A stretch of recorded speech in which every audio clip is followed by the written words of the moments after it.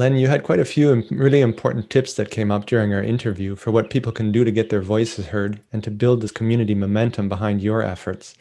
Perhaps we could briefly go over them so that they're easy for people to find. Absolutely. That's a very good idea, Julius. First of all, the police service boards, they publish their schedule as to when they meet. Right. They are open to the public.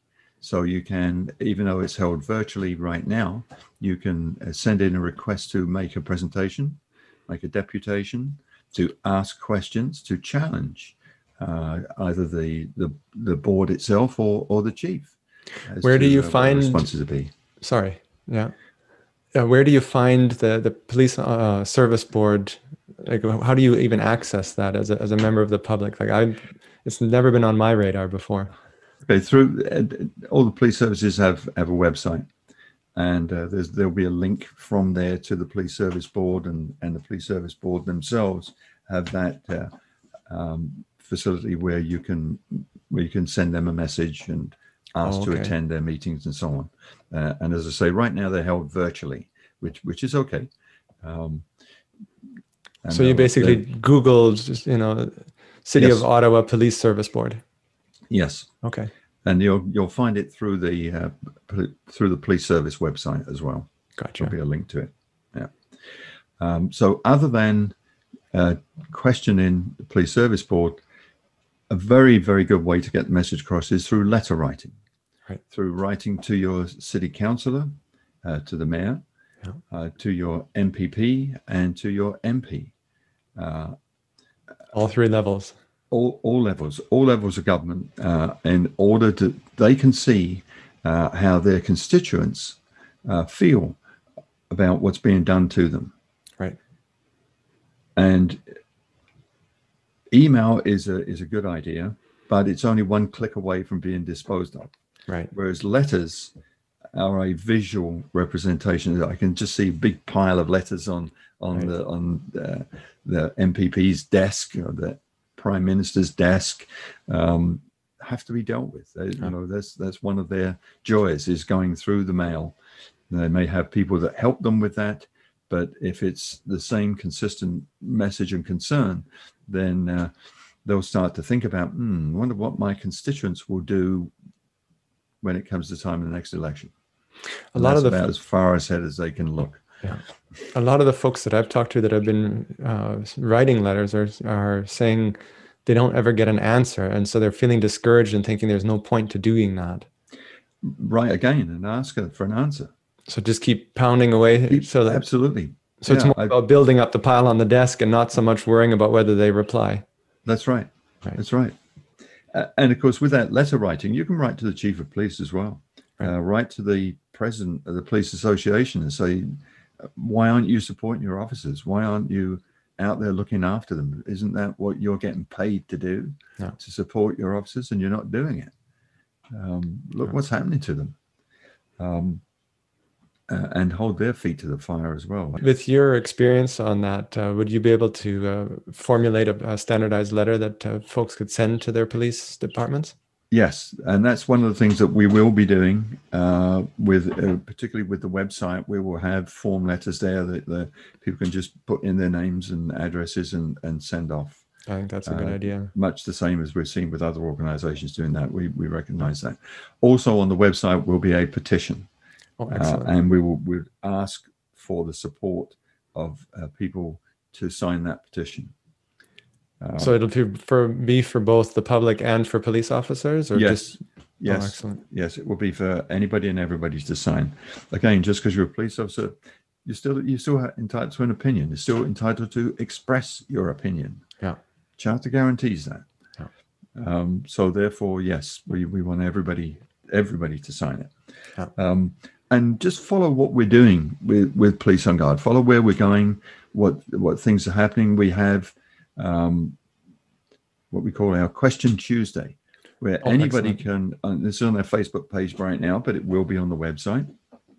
Anybody can ask a question that's related to this situation. And we've got a group of dedicated volunteers, very experienced, current and retired police officers that instantly answer those questions. Yeah. And it's working extremely well, particularly for the public. We're getting questions from police officers as well, which good. is good. Yeah. But we're getting lots of questions from the public, and they really appreciate the help that is being provided. So that can happen as well. Is there a chance that, like for those that are not on Facebook, that they could send you questions by email or something that you can then post replies to either on the website or on other social media as well? Yes, there is a standard. I think it's stand on guard for the at something.com. So I'll let you know. What else can members of the public do? Attend protests. Huh. We saw in Romania last weekend, there must have been hundreds of thousands, literally hundreds of thousands of people all protesting the lockdowns. The crowd went on forever. It was just massive. Parliament Hill here, if we had 400, we were lucky, you know. And there's 1 million people in our city alone. So where's everybody else? Come on. If we could swarm that hill with 100,000, I think they would be easily. They'd be forced to listen. Yeah. Yeah, absolutely. Do you have any information where we can find where these protests or when these protests are actually happening? Because I noticed that I'm missing a lot of them because I don't hear about them until afterwards. Yeah, and again, that's one of the challenges we're facing now is mainstream media won't tell us. You know, they're ignoring all of this deliberately. Right. So it's through social media, and most often than not, it's through word of mouth. Right. Again, we will do our utmost. If we know about it, we'll post it on Police on Guard. Oh, excellent. Yeah. If we know about it, we'll let people know where and when and who and so on. That would help because it gives everybody one place to go to find out about things rather than having to search randomly all over the place. Yes, absolutely. But that's providing we know, of course. Right. And sometimes these things do pop up and we were not. Well, at least we were not being told about it. So at least if the public knows or other protest organizers know that you will repost them, then that gives them an incentive to contact you. Yes. Generally, they've got it on their own Facebook page or website, but they too need to spread the word. Right. And as much as I'm not a fan of Facebook, it really is worth its weight in gold until such time as they decide to shut us down. Where else are you guys on social media?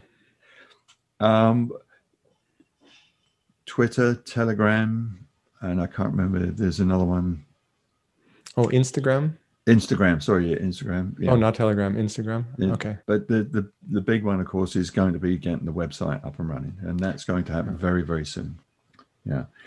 Now we should also talk about car protests. Yeah. It's just another form of protest. There was one in Toronto that I saw. Again, it was through shared video. It never made the media, mainstream media. Yeah. It didn't even make any of the alternate media, strangely enough. But we saw a video that was taken by the people that were there.